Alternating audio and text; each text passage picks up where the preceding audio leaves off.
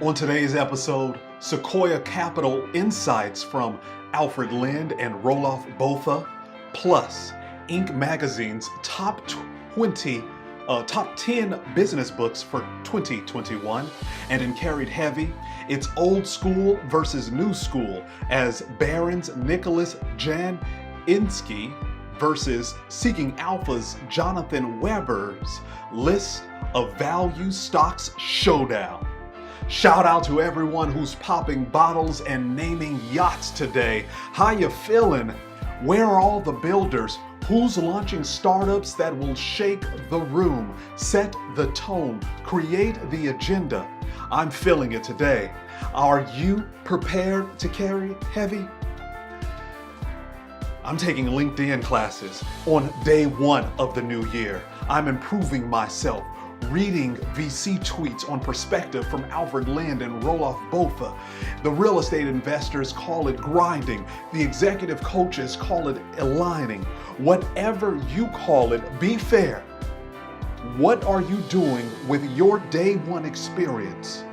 You must ignite the fire each day to light your tomorrow.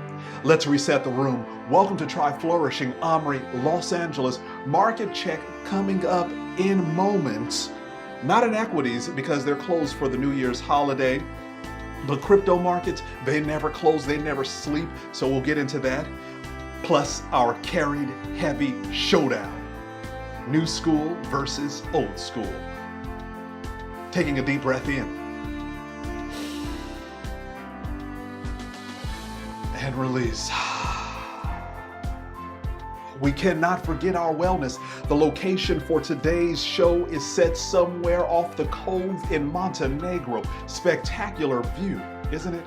And the ROI on the insights gained, the gems dropped, the vibes shared that we are providing here at Try Flourishing is off the charts for the New Year's. 15.86%. As the clubhouse kids say, are we adding value? Seriously, are we adding value? Let's reset the room. Deep breath in, inhale. And release. Crypto markets, we turn to. Current market cap, 780,161,969,429. The market is up 1.2%. Current 24-hour volume, 84,345,301. And the BTC dominance, 69.5%. ETH dominance, 10.7%. Deep breath in, inhale. And release. Resetting. So I came across this tweet by Alfred and it says something that is very valuable. It offers us a little bit of insight into the Sequoia model, right? Sequoia Capital, a pillar of startup funding, of venture funding. Here's what he said. He said, "What seeds should I plant today?"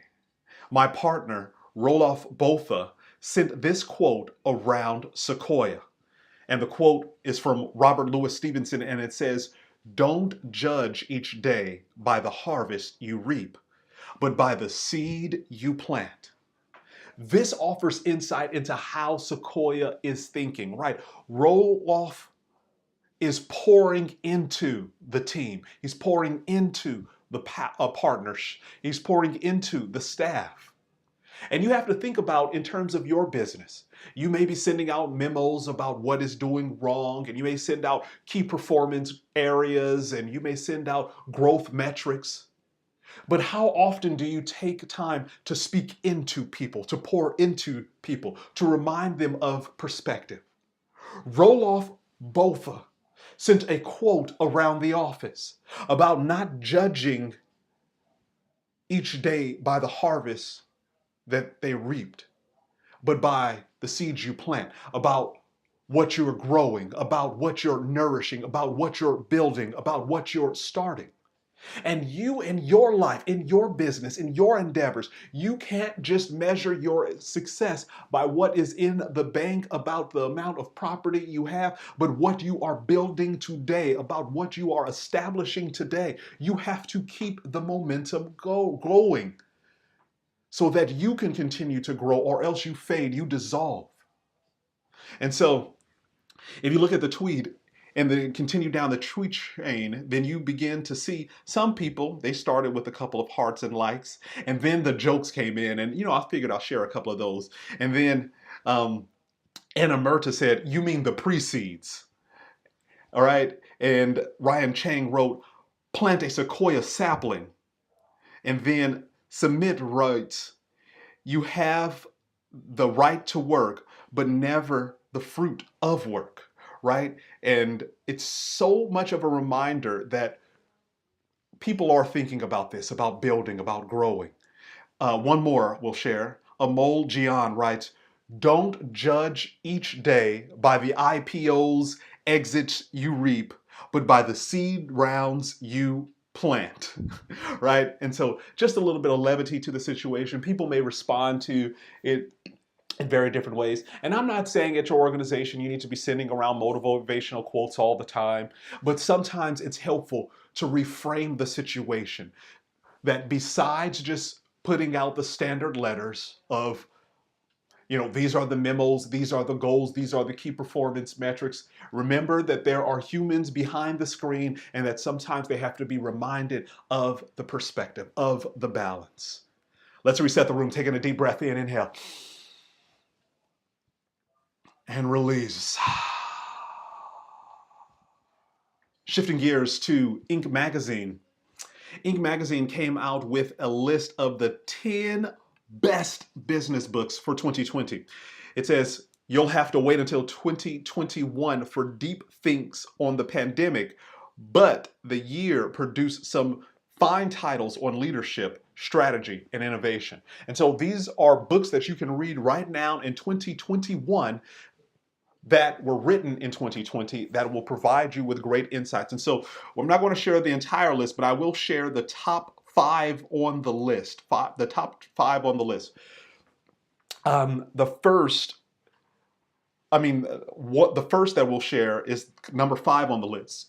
And it is Lead from the Future, How to Turn Visionary Thinking into Breakthrough Growth. And that is by Mark W. Johnson and Josh Susquiz. And it is about creating a compelling argument for long-term power thinking, right?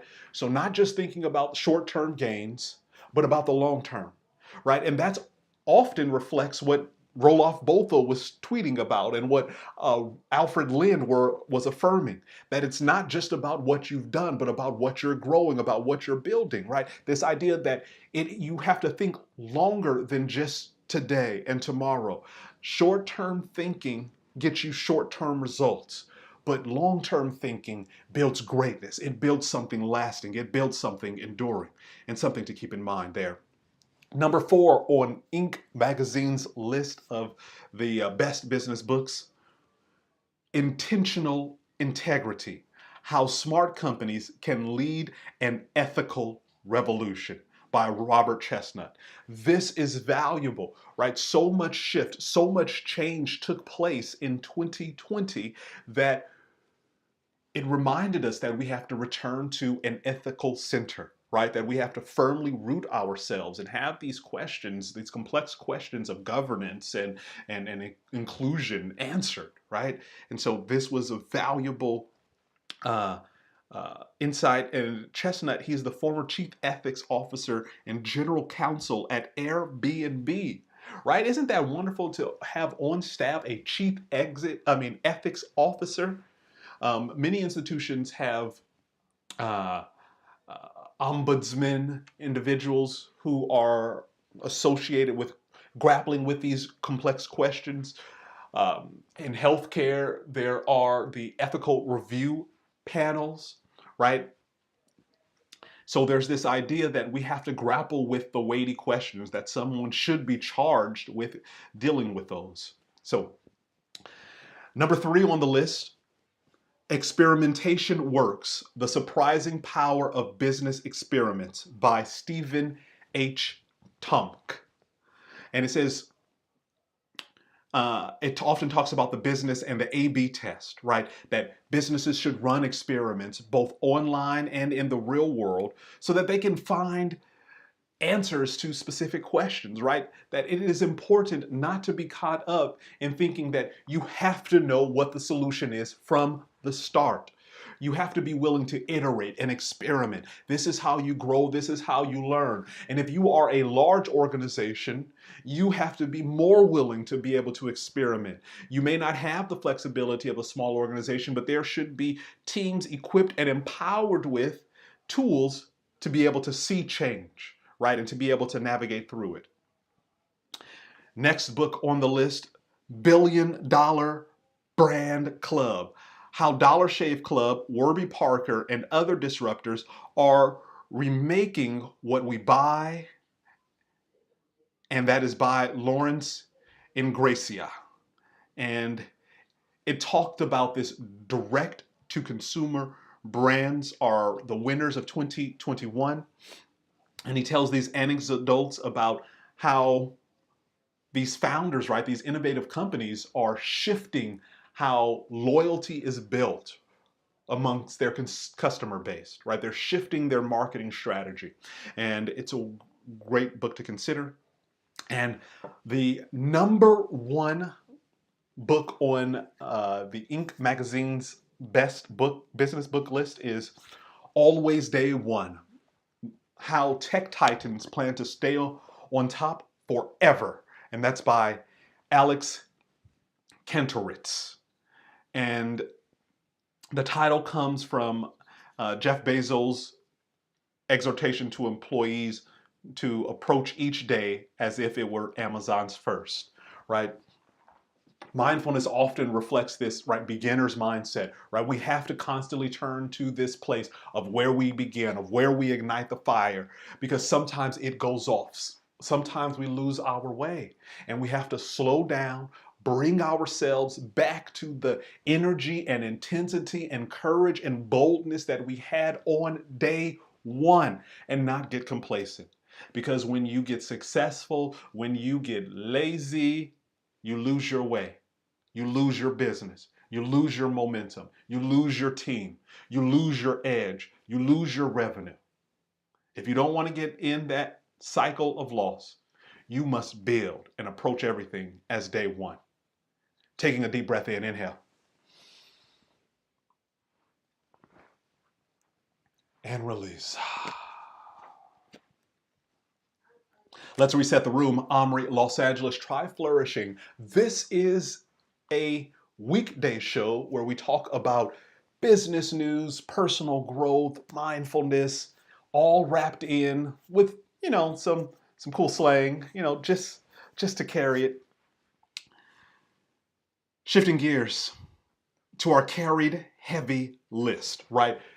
Ordinarily, we do VCs that are flexing, startups that are flexing on venture markets, but today we're doing it a little differently. We're talking about new school versus old school. So Barrons has come out with their list of companies that are undervalued, right? Value stocks that are undervalued. And we're going to compare their list with the new school list done by Jonathan Weber over at Seeking Alpha, right?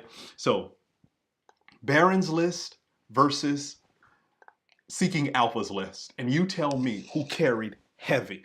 And for those of you who don't know, carried heavy, it's just flex, right? It's just who do you think won, right? Bragging rights.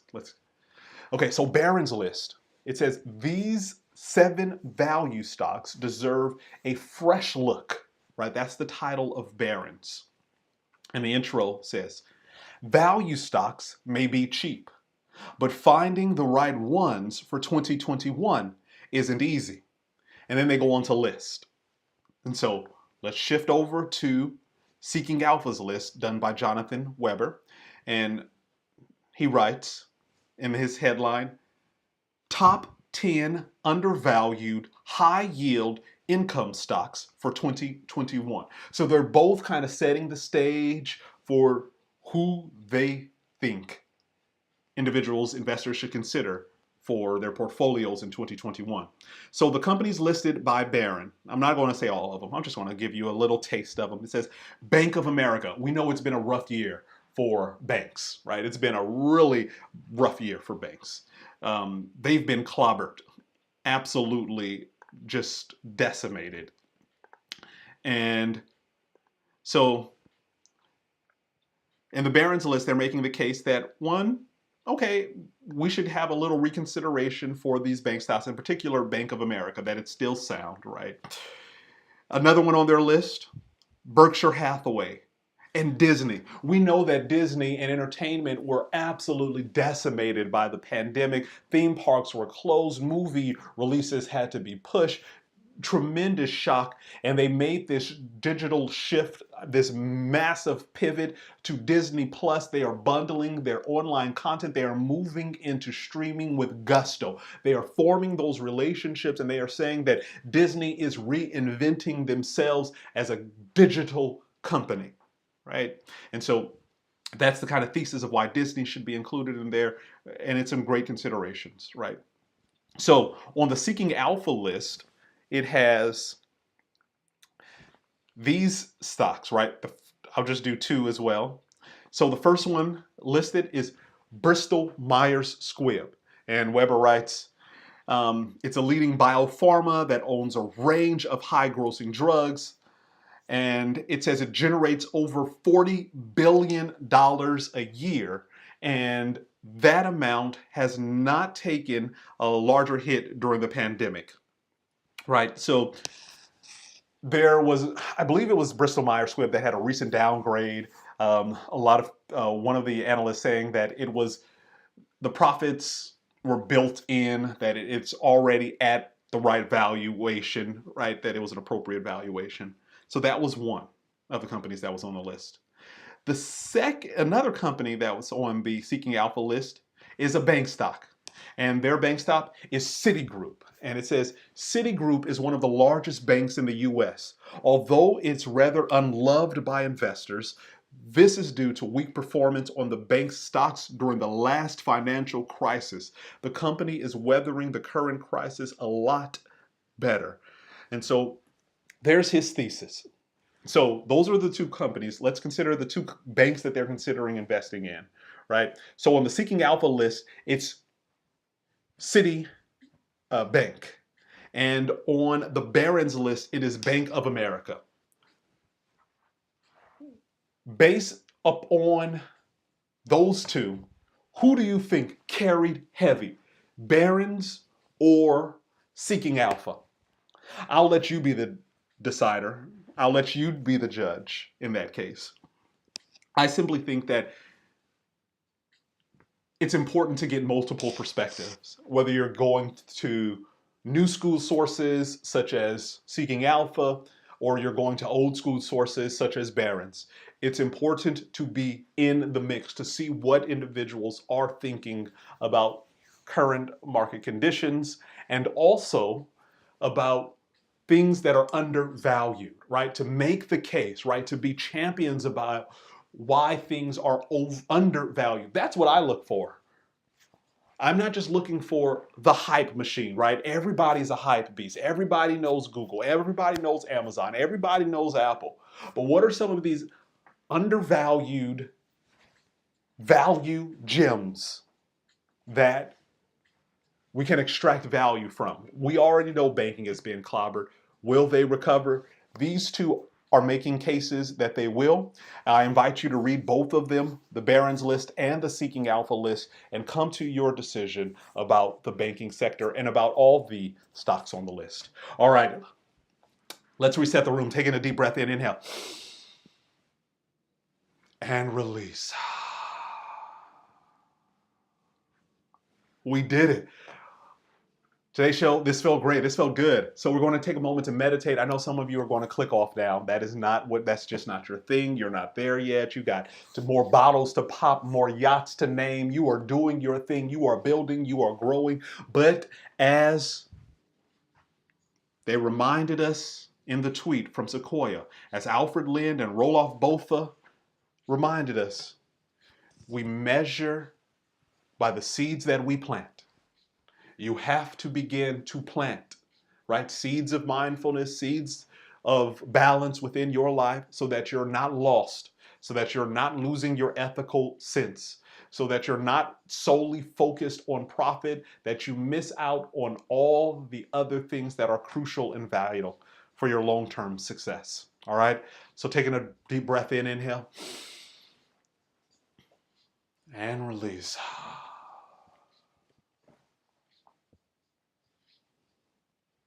Finding a sense of ease.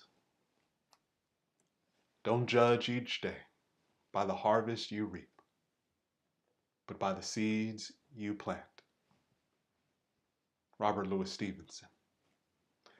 That was the quote that was shared around Sequoia.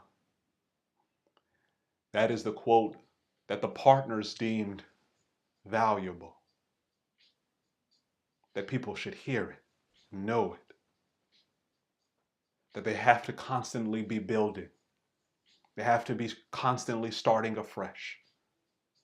As entrepreneurs, as investors, as business owners, you too have to maintain that day one mindset, that growth mindset. Every day you should be planting seeds. Every day you should be pouring into yourself. Every day you should be pouring into your team. Every day you should find ways to cultivate balance within your life.